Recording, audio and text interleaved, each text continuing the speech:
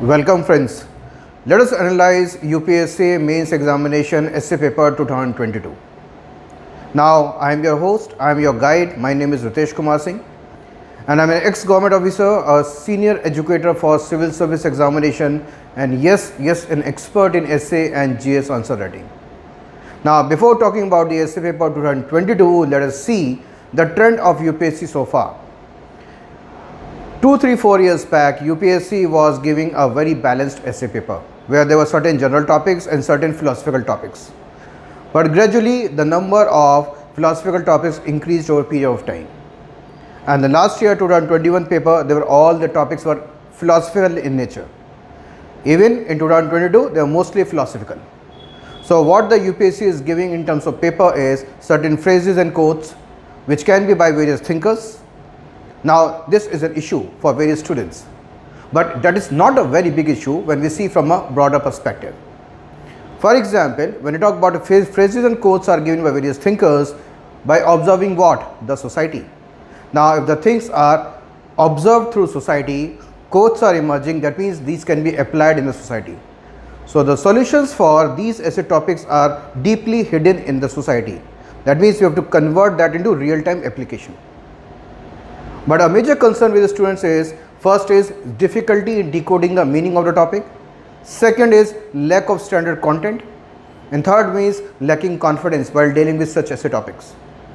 And all these three are addressed by me in my regular classes. So I give a very standard content in 18-20 classes which connects the entire totality of the things within the society. That gives confidence to the students who are able to now decode the meaning of the topic very easily and have full confidence in terms of writing. And the students who have studied along with me or have taken my classes have definitely know the value of the content given by me. So the content is the major king here. Yes. So, but let us talk about the essay topic of 2022 now. So I will be discussing and decoding a couple of topics from each from section A and section B, and to see how to properly apply the knowledge that you actually have. Okay, so all the knowledge that you actually have through the class notes or maybe through the current affairs, through your GS, basic reading of books, how these can be applied by decoding the meaning. So let us start with the first topic of the day. So this is from section B and the topic is, the time to repair the roof is when the sun is shining. The time to repair the roof is when the sun is shining. So for example, now see the keyword here, repair. Now repair means taking actions timely or taking timely actions. That means we should be taking timely actions so as to prevent what future problems or future repentance. So hence we should be channelizing each and every opportunity and the potential that we have timely. If you have failed to act, that means we have to suffer a lot in future. We have to repent a lot in future. Because even when we talk about a roof, we are going to repair the roof before the rains, not when the rain have started. So this clearly means utilizing your potential, your opportunities timely. So hence the theme here is, so making best of the potential and opportunities. Now for example, let's take an example. Vinod Kambli and Sachin Tendulkar. Both had the similar type of talents, emerged from the same school, played together, but one person channelized the opportunities and potential in the right manner, but the other drifted away and lost in oblivion. So this clearly shows that we have to utilize our potential, our time very proactively and in very time bound manner. Any delaying or any delay leads to disasters, because time and tide waits for none. Now this topic can be understood by using various examples. For example, when you talk about a thing called demographic dividend. Now we know India has got the largest demographic dividend. Demographic dividend means when there is a more working hands, more working population. And there are various countries in Asia which have utilized their demographic dividend very proactively. Southeast Asian countries, even South Korea, even China and Japan. Now when India has got largest demographic dividend now, that means it requires to channelize the potential of demographic dividend to the maximum extent for making our country developed and progress fast. So let's see this on the basis of demographic dividend. So reaping demographic dividend. So it occurs when the proportion of working poor people in the total population is high, and the success stories are in Asia like China, Japan, Southeast Asian countries, South Korea. Now it boils down to India now. So India has the largest demographic dividend, and we have to channelize it. See, a dividend is linked with profits. Our demography will be becoming profitable only if we are going to educate it properly, we are going to skill it properly, make it creative and employable, and means we have to invest in all these 4 areas. Otherwise, it will be too late to reap the dividend. So hence, what are the requirements? First of all, diversification of the education system. Gone are the days when we are focusing on 1 or 2 streams of studies or 1 or 2 subjects of studies. Even our national education policy is talking about diversification. So let's see now, the first requirement is diversification of education. So across the sciences, social sciences, humanities, arts, sports. So we have to explain how to diversify our education system so as to strengthen the capabilities of our demography. Yes. So explain this. So this has been mentioned in what? NEP guidelines, National Education Policy guidelines. Further we have to promote more skilling and upskilling of the people. So mapping the skills, designing suitable skill courses, okay, and implementing them in terms of application in improving the skill levels of the people at large is required in order to meet the changing dynamics of the economy.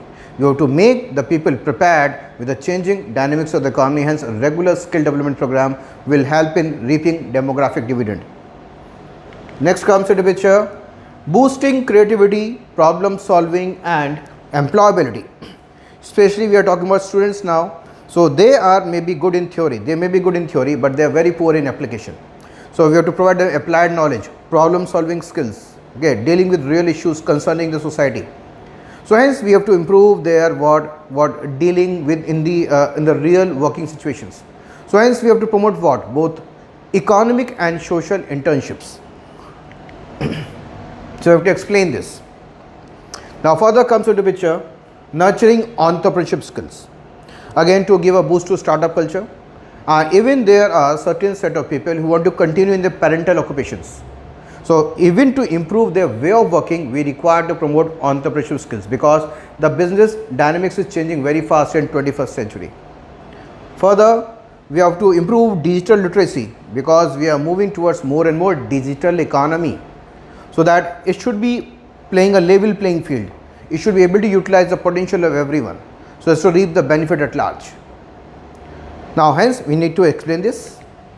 And then the IEC ecosystem means comprehensive awareness and knowledge building program, information, education and communication. So we have to explain this, how to be applied in the society so as to make our demography actually into a dividend. And all these are covered in my lectures during regular classes. Now further, let's see one more thing. Now China in 1978. So we know China in 1978 opened its economy for global investment. Now investment, now the world was looking for an alternative for a manufacturing base. When China opened its economy, there was a mass transfer of manufacturing bases to China, and China became a manufacturing hub. But now the world is again looking alternative now to China now, because of huge domination of China in global supply chain. And especially this has now emerged post COVID. Now there is almost a tug of war happening between the US and US and China, and then China and the European countries. So now the world, especially the Western countries, want to reduce their dependency on China. So hence India can be a very good alternative. Again we have to channelize the time and opportunity as fast as possible. So by opening its economy for global investment, China got maximum benefits due to shift in manufacturing bases. Now the world is again looking for alternatives to reduce dependency on China as supplier of the world. Hence this opens up the opportunity for India. So India has a full opportunity to emerge as an alternative. Now but what is required? There are certain requirements. The requirements are, first, we have to what? Activate our diplomacy in such a manner so as to induce various investors to come and start projects in India, shift the projects to India. So active diplomacy, to explain what is the manner. Then secondly, see, for getting the business from the world, it requires more peace and stability in the country. That becomes very, very important, the essential to promote what? Healthy business and investment climate, peace and stability in the country. That means we have to move beyond just divide and rule politics. We have to what? Create a better system of what? Coexistence, more peace and stability, so as to invite more businesses. So second area of action is more peace and stability. So improve business environment, explain. Now hence next is converting more and more MOUs into actual FDIs through governance reforms, explain. So the MOUs are converted to real projects. For the labor reforms, explain. Skill development, explain how to impart and improve the skills so that the investor gets a very good skilled workforce, and hence India can reap the demographic dividend, explain. So what we have seen is, that means now we have seen this topic on the basis of utilizing the power of demographic dividend, first of all by investing in it and finally gaining from it. Yes. So we have to take fast actions. Any delaying or any lethargy will definitely be leading to what? Means losing this opportunity. Now let's see the next topic. Now this is a topic from section A. Very interesting topic to read. A ship in harbor is safe, but that is not what ship is for. Yes. So ship in harbor is safe. So means safe means comfort zone. So ship standing in the harbor is definitely what? Very safe, but that symbolizes a comfort zone. But ship is not made for just standing in the harbor. Ship should be sailing across the world.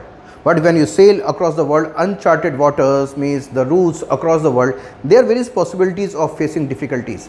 There can be what? Storms. Yes. There can be the storms may lead to what? Maybe destruction to the ship or even drowning it. There can be sea pirates. That means there are various challenges on the path. But when we cross all these paths and challenges, definitely we reach destinations, and that destinations can be very favorable. That can be sometimes giving us the maximum good results. Yes. So that means we have to shed the apprehensions. We have to move from the comfort zones. We have to explore more. We have to what? Set new limits, new benchmarks, and then we are going to excel and improve. So hence the theme of the topic is move out from the comfort zone. We have to shed doubts,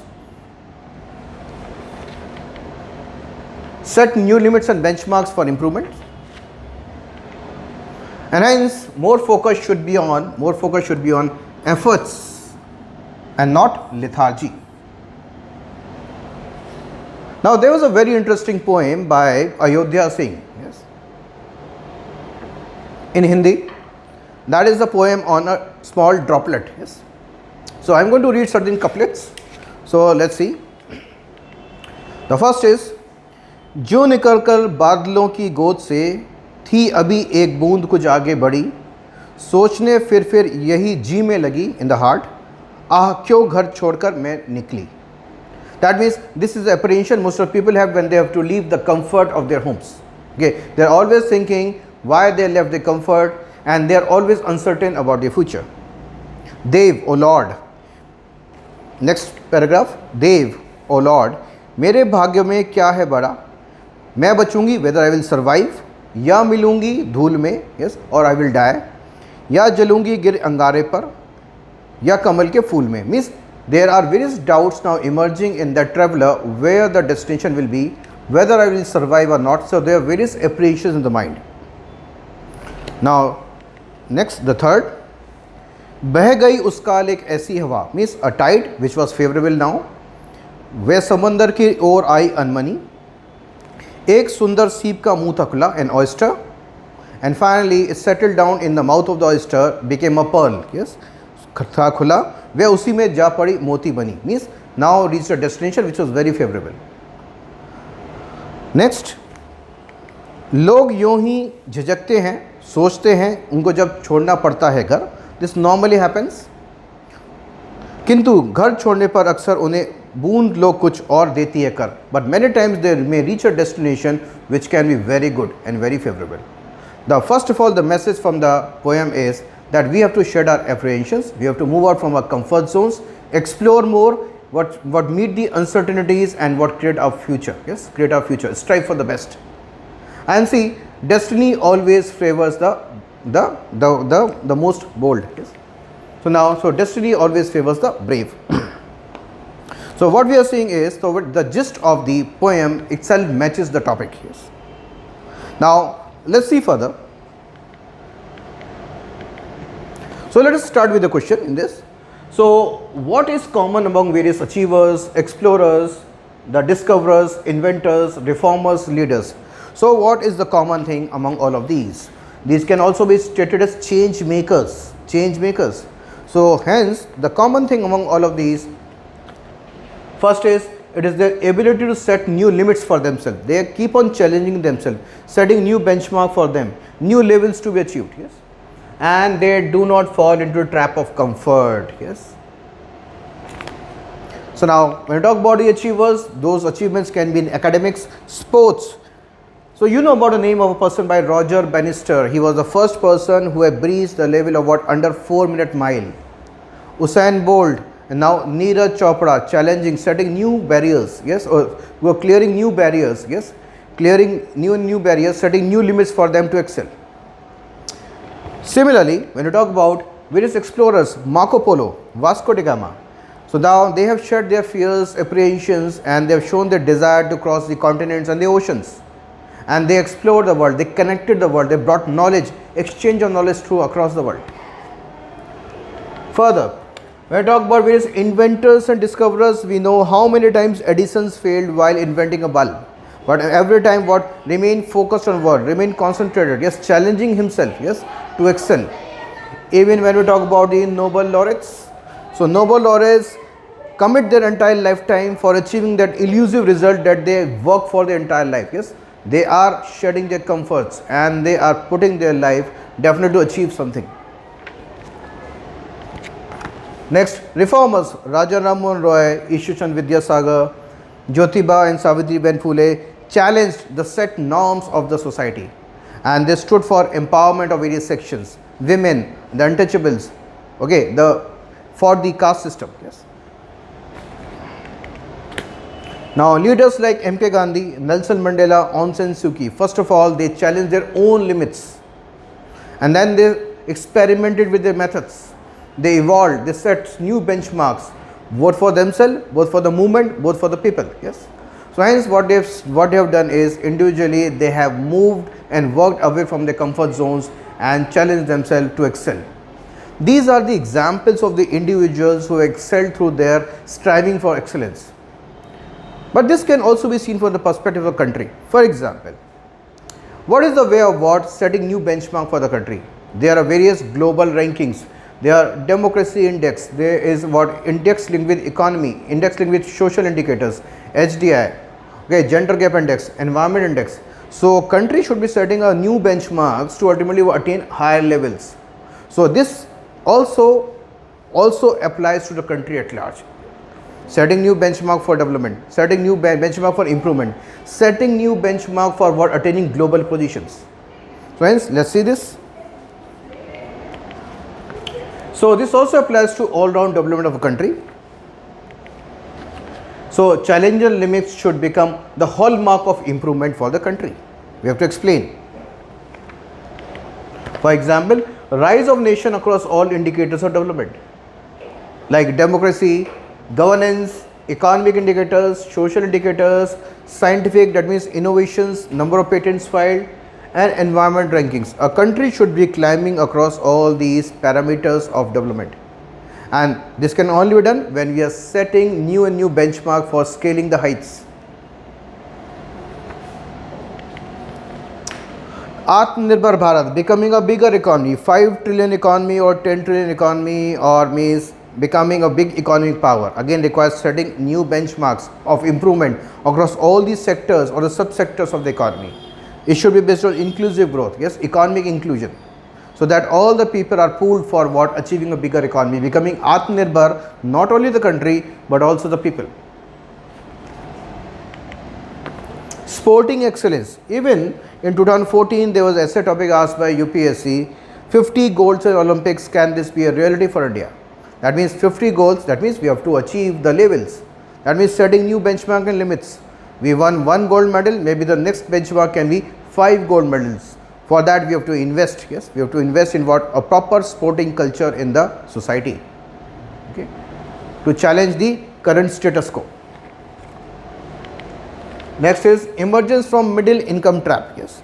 So we are a country, we always been tagged as developing country, that means we have to set faster, higher development benchmarks to achieve the status of what? Developed country. And achieving the vision of the preamble. So that means the benchmarks, the highest benchmarks are already set in the preamble. JLENF, justice, liberty, equality, fraternity to all the citizens of the country. So how to achieve this? We have to regularly set the new benchmarks and regularly work for improving those. Yes. So hence, when we talk about moving from the comfort zone, it applies to the individual because this leads to the path towards excellence. This also applies to the country because it also leads to the path towards improvement and excellence and across all the indicators of development. Now, what to be done to achieve all of these? Steps. Preparation of society. So, how to prepare a society so that the society contributes in achieving what? Improvement across all the spheres of activities. And secondly was improvement in governance, so as to properly apply those changes. And these two things are covered in my regular classes. Preparation of the society, the methods, pure methods are there, applied methods are there, and hence very interesting methods are there. Now let's see the next topic. Forests are the best case studies for economic excellence. So forests are the best case studies for economic excellence. Now forests are the human being best friends. Yes. Now we are dependent upon the forest right from the start of the human civilization. We are completely dependent upon the forest, not only for the ecological balance but also for our economic sustainability, because we got initial and still we are getting what? Various products, yes, from the forest which we are applying in terms of earning livelihoods. We are also getting various safeguarding things which can also help us in what spreading our economic activities thanks to forests. So the theme here is, so trees are the host for species, all the species including human beings, make our planet livable, yes, through the ecology, and all these also help in what? Economic activities. So ecology and economy. So hence what should be promoting? Conservation of trees and its benefits. So now let us see. So what we are seeing, the first line here is, so trees are the most precious gift of nature.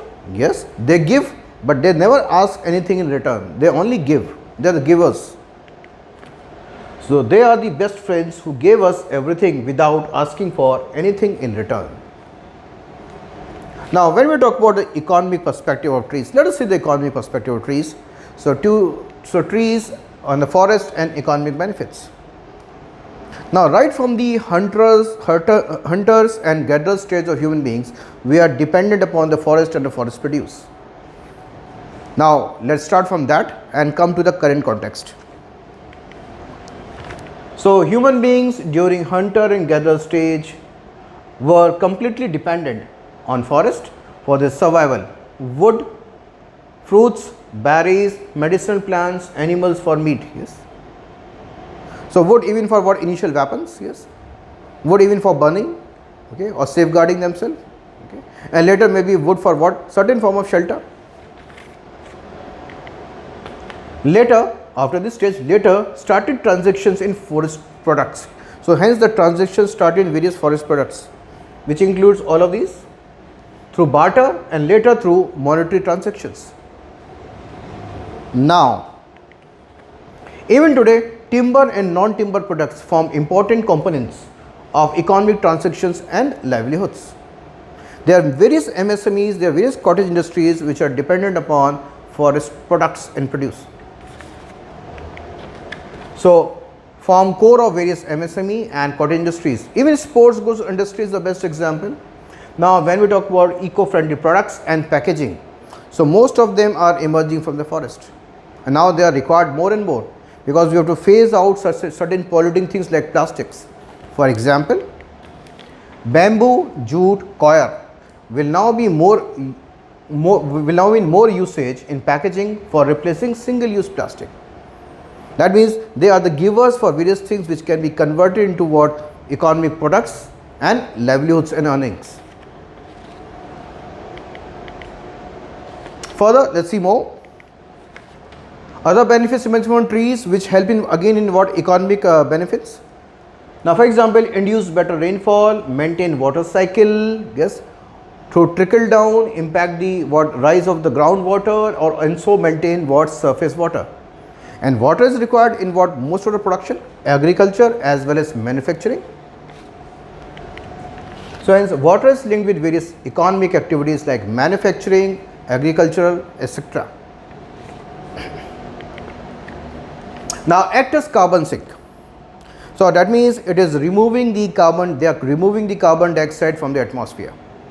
And we are living in a phase of transition. We have to shift from fossil fuel based production to greener fuel based production.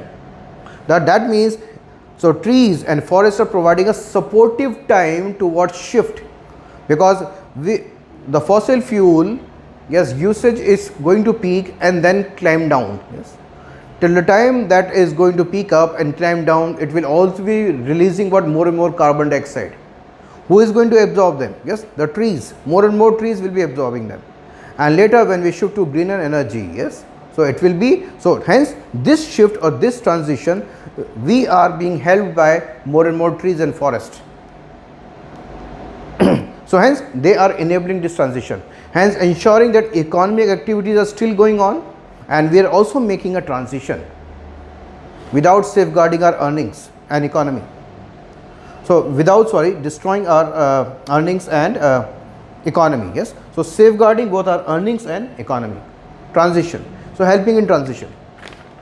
So absorb carbon emission, thus giving supportive time for humans to shift from fossil fuel economy to green economy. Trees and forest helping us in this transition.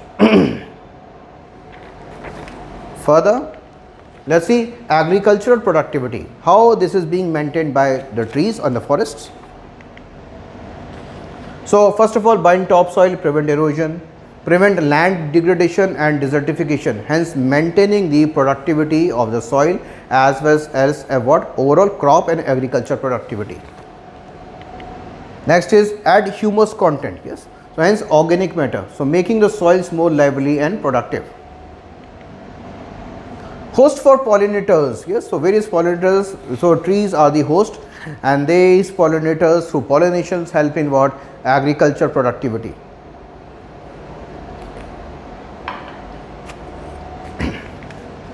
Now mangroves prevent salinity, yes, so means influx of sea water into farmlands. So again, when we see forest or the trees at large, they are helping in what maintaining agriculture productivity. Even done in the form of agroforestry, it adds to the incomes of the community. Agriculture along with suitable trees, forestry.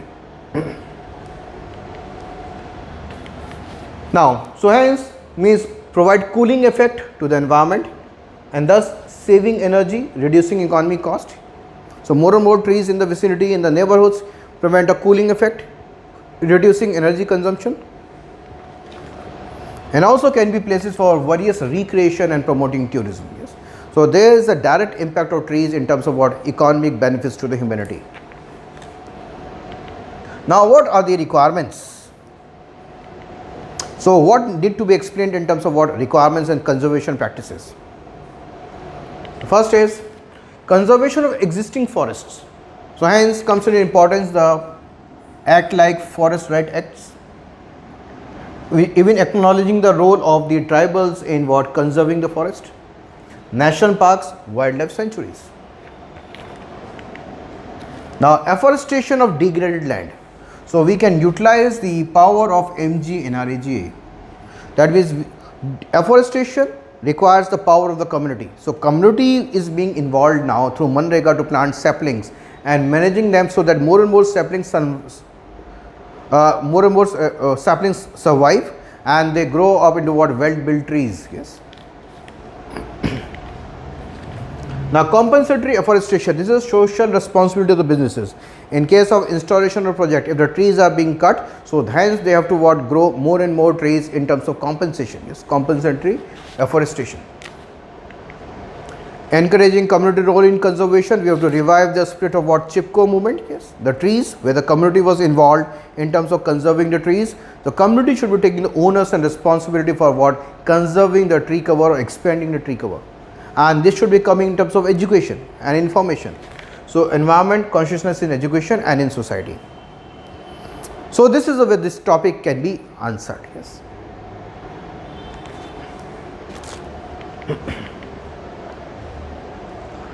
Now the next topic is, you cannot step twice into the same river. You cannot step twice in the same river. So this is ultimately indicating that we should not be repeating the same mistakes. Now repeating the same mistakes can lead to more disasters, but learning from the mistakes brings various benefits. So hence the theme here is avoid repeating same mistakes and learn from mistakes Now, so mistakes teach us to improve. So mistakes are the biggest teachers, we all know. Yes. So for example, when we accept our mistakes, that is the start of a new learning, because we try to analyze why we failed or what are the faults. We try to overcome the faults to more capacity building and skill development. We try to improve, and we also know that in future we should be avoiding repeating same mistakes. Yes, that is learning from the mistakes. So hence the teaching comprises of acceptance of mistakes is a sign of maturity and sportsmanship. If we fail to learn from our mistakes, we tend to repeat them again and again. Now there is a quote, the only real mistake is the one from which we learn nothing. That means if we fail to learn from a mistake is the biggest mistake. Let's see an example. So repetition of mistakes when we are not learning. For example, Russia's war on Ukraine or Russia-Ukraine war. So we have seen about various wars in the past with no results. Only one result is their destruction.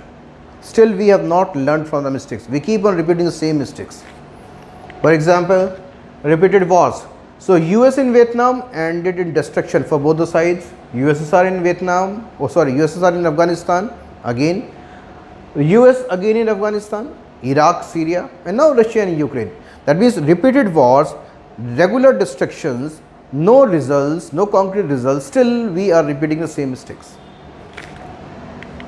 Next is rise of authoritarianism and totalitarianism. So there are various governments across the world which are becoming more authoritarian and totalitarian, and we are not learning from the mistakes of Germany or the Italy in terms of Mussolini. So we have to learn from the past mistakes to improve. Now let us see certain examples where we learned from the mistakes. The first example, when we talk about the post-independent India, when we were drafting our constitution. So the first set of people who were learning from the past mistakes were the constitution drafters, because when they analyzed our past, they found the past filled with enormous inequalities, where there were few haves and various have-nots. Various sections of the society were deprived various powers or the symbols of powers. Yes. So many were uneducated, many were not having land ownership. So they were not given political roles, administrative roles, or they were not involved in various business activities and trade.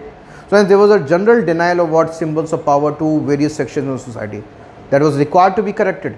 Hence the constitution drafter came up with a preamble which talks about justice, economic, political and social. Yes, that means they tried to correct the past mistakes, learning from the past, learning from the mistakes. So constitution makers were conscious about political, social and economic inequalities, and the preamble talks about justice, liberty, equality and fraternity. So this is learning from the mistakes, past mistakes. So So there was a system of slavery across the world that came down to colonial powers also. So we learned from the past mistakes, hence in 1948 came UDHR, Universal Declaration of Human Rights. Further, now we have got industrial revolution led to mass production, more fossil fuel based production. We learned from those mistakes. Now we are moving towards SDGs, Sustainable Development Goals. And now from the battlegrounds of Europe, so Europe was the witness of world wars, and now from the world wars have emerged into a proper European Union, realizing the futility of wars. That means learning from the past mistakes and improving further. So this means what? Hence learning from mistakes can be applied in all fields concerning and impacting humanity. All fields concerning and impacting humanity. Let us see certain examples. Which are those fields in which mistakes, if reformed, can help us? So examples. So criminalization of politics. So what we are seeing is huge criminalization of politics. Decline of ethics, morality, more criminals into politics. So we are repeating, for example, 15th Lok Sabha, 2009 Lok Sabha had 30% people have got criminal records in Lok Sabha. Then no corrections, 2014, 34%. No corrections, 2019, 43% MPs have criminal record. We are repeating the same mistakes. Now that means we have to reform it. In 2018, Supreme Court talked about that there is a requirement for a political party act to reform the political party system. That means correcting the mistakes can be through a political party act. So here, so Supreme Court in 2018 advised to bring a bill to regulate political parties to reduce criminalization of politics. Hence this is the way we can correct our mistakes. We can improve the quality of politics, the quality of political representatives. Now when we see in our society there is a huge economic injustice, inequalities, concentration of wealth. Now how to reduce all these problems? Yes, we have to undo the mistakes that we have done so far, and that can be done on the basis of CSR based on triple bottom line approach, where the corporate should be increased, should be more committed towards working for the country at large, for the society at large, for the environment. Yes, and hence more inclusive approach, better the competition in the society. It should not be more, it should be less monopoly and more fair competition. So triple bottom line approach of what? People, planets and profits. Promote inclusive growth. So the government should be ensuring more inclusive growth, dignified livelihoods and ensure economic justice, creating more and more work for the people. So it should be production by more and more hands. Yes. Diversification of livelihoods, upgrading various sectors, setting a chain reaction in the economy in such a manner that each and every sector is giving rise to more and more work. Hence more inclusive growth, trickle down on incomes, more happiness in the society. Social inequality, orthodoxy, lack of liberty, attack on secularism. That means we should not be moving towards an eye for an eye. We should try to reform the ways, because more repeating same mistakes, more biases, more hatred, more violence will be creating destruction for the entire society. Lessons are there from the past also. There are certain lessons. So Akbar promoted syncretism on the basis of deen and lie, coexistence. The syncretic culture of Awadh, Ganga, Jamni, Tehzeeb, yes, means mixing of the cultures again, mixing of the religions again. Buddha attacked orthodoxy. Now Bhakti reformers highlighted common ills in the society, whether the status of women or the issue of the caste or the issue of superstitions. Now Sufi preachers promoted syncretism. Social reformers in India fought rigidity. So there are various reformers of the 19th century which try to form, who try to fight against various forms of ills in the society, including raising the issue of women issues, the untouchability issues, the caste issues, the labor issues, the child marriage issues. So all those try to fight against various ills in the society. Now, when we talk about a national movement, yes, national movement is the most important, best symbolic instrument to reflect the participation of all, encouraging the participation of all these sections of the society, that all people are important in terms of what driving a nation and creating a national movement, demand for independence. When all peoples are required for what, creating a national movement and creating a nation, definitely these are all are also required for what, taking the nation forward after independence. So hence we can learn from our past, yes, to undo the mistakes that we are doing now, yes, promoting more coexistence and better fraternity in the society. Environmental challenges, yes. So we have touched the bottom of the environment index 180. Now how to what, undo the mistakes, yes, again through community participation. So role of community in conservation. So the focus was on involving the community participation in conservation of nature. For example, when we talk about drought proofing of the country, yes. Now drought proofing of the country, we need to what, revive, yes, and expand traditional systems of rainwater harvesting. But who will be doing this? If we want to drought proof each and every village or drought proof the entire country, again the best scheme is MGNREGA, which can utilize the power of the community in what, creating more water sources within the villages, drought proofing the villages and cumulatively drought proofing the entire country. Because India is one of the most water stressed countries in the world. We have to reduce the stress through community participation. Even communities' role in conserving the forest, as was highlighted by the Chipko movement. Now when we talk about the climate change, so faster shift from fossil fuel to green energy. Again we require mobilization of the corporates, the society, the institutions, the governance and the people at large to undo the mistakes. Now let's talk about international.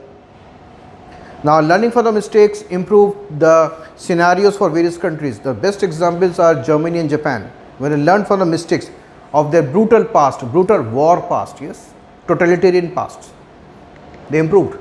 So lessons. So Japan and Germany learnt lessons from their imperialistic and violent pasts. Hence they abandoned that phase of their history and focused on new methods of development, and they later emerged as global economic powers. Entire Europe learned from world wars that wars are destructive for all.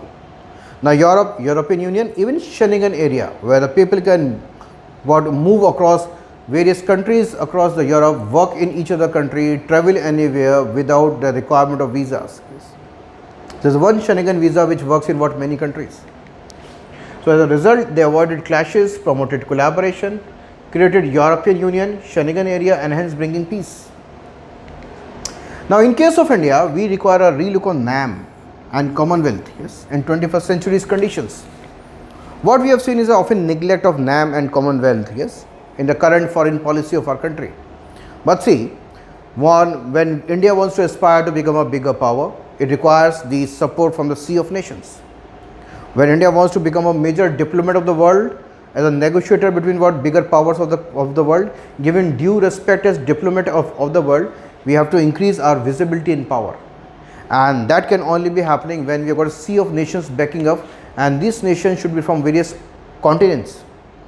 NAM, yes, when we talk about NAM, it still has got more than around 120 countries, and the largest country here is India, and there is no China. Yes, China is only an observer there. India can become its natural leader.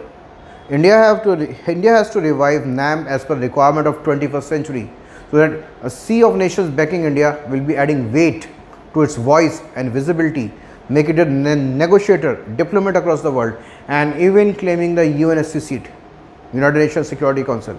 Same with Commonwealth. Again, the largest country is India. India can become again a leader there. Yes. So hence we need to relook on the importance of the institutions which may be of the past, but we have to revive them as per the requirement of current context and the future requirements. So what we have seen is, we have taken couple of topics from section A and section B. What we have utilized is the general knowledge that people have, the general studies that the people are doing. They are reading various subjects, environment, ecology, history, everything they read. They add the current affairs. Essays do not require any extra knowledge. Only thing that is required is decoding the meaning properly and applying the content. but that content should also be well cultivated and well connected. Yes, and when you have got the well cultivated content, when the concepts are properly clear, there is definitely a chance about decoding the topic in the right manner and definitely writing with confidence. In all these three, the content, the confidence and decoding the meaning is well taught by me in my classes, regular classes.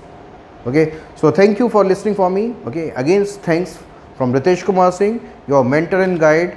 Hope you have understood certain topics of UPSC 2022, and let's keep on doing this in future also. Thank you from Shield IAS.